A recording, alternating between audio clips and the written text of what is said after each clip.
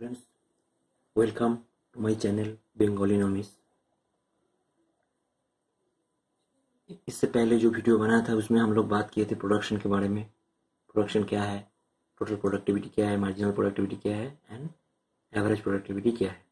तो आज हम लोग जो बात करेंगे वो है the law of diminishing return. The law of diminishing return क्या कहते हैं? इफ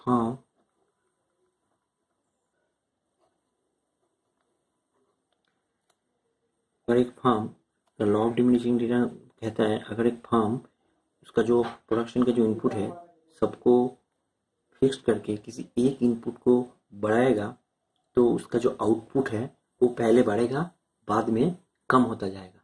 इसी को लॉ ऑफ डिमिनिशिंग रिटर्न कहते हैं। और another name of law of diminishing return is law of variable proportion.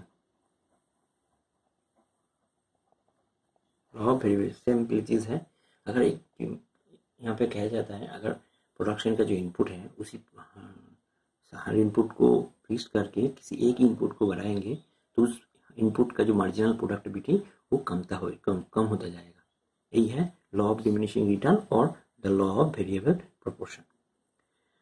तो हम लोग को क्या पता है, जो production is a function of capital and labour, any others जो फैक्टर्स है उसको हम लोग फिक्स कर लेते हैं। Now production is a function of capital and labour. if we increase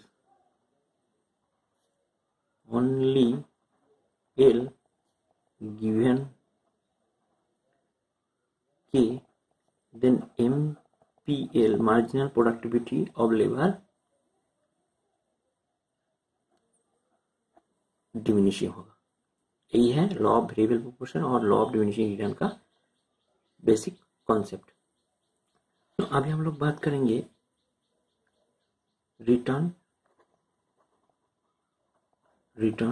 to scale. Return to scale क्या कहते हैं? देखो, अगर प्रोडक्शन का जो इनपुट है उसे हम लोग कंटिन्यू बढ़ाएंगे और प्रोडक्शन बढ़ता जाएगा तो देयर इज नो कॉन्स्टेंसी और देयर इज नो लिमिटेशन। जितना भी चाहेंगे हम इनपुट बढ़ा सकते हैं, उसी के हिसाब से हमको आउटपुट मिलेगा। But in returns to scale में दिखाता है एक्चुअली ये फैक्ट नहीं काम करता है। जितना चाहेंगे हम इनपुट बढ़ाएंगे तो जितना उतना ही आउटपुट होगा। आउटपुट कुछ चीज़ के ऊपर डिपेंड करता है और आउटपुट भी the law of diminishing return और the law of variable proportion, यहाँ ये फैक्टर भी हर टाइम काम करे।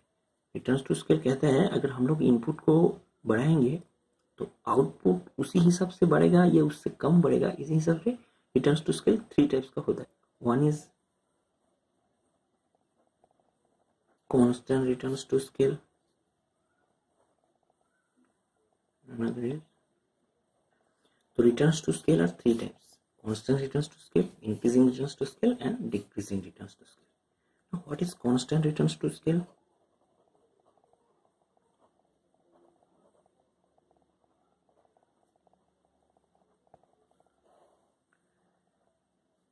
Constant returns to scale क्या कहते हैं? If the proportional change in output is same as the proportional change in input, it is called constant returns to scale or CRS. इसका मतलब है अगर हम लोग इनपुट को प्रोपोर्शन जितना प्रोपोर्शन में बढ़ाएंगे, आउटपुट अगर सेम प्रोपोर्शन में बढ़ेगा तो उसी को हम लोग कांस्टेंट रिटर्न्स टू स्केल कहेंगे। Okay, increasing returns to scale क्या कहते हैं? If the proportional change in output is more than the proportional change in inputs, it is called increasing returns to scale or IRS. अगर input को जिस proportion में बढ़ाएंगे output उससे ज्यादा प्रोपोर्शन में बढ़ेगा तो उसी को हम लोग इंक्रीजिंग रिटर्न्स टू स्केल और IRS कहेंगे। डिक्रीजिंग रिटर्न्स टू स्केल क्या है? If the proportional change in output is less than the proportional change in input, is called decreasing returns to scale.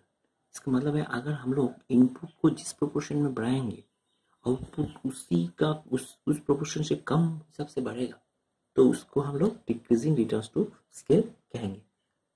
तो यही है तीनों रिटर्न्स टू स्केल।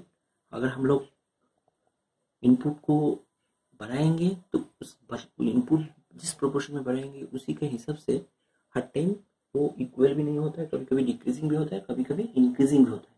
तो इसीलिए इंक्रीजिंग रिटर्न्स टू स्केल, इसी को इकोनॉमिक्स ऑफ स्केल कहता है,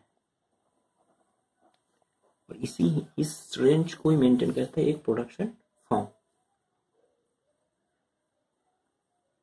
Thank you for watching video.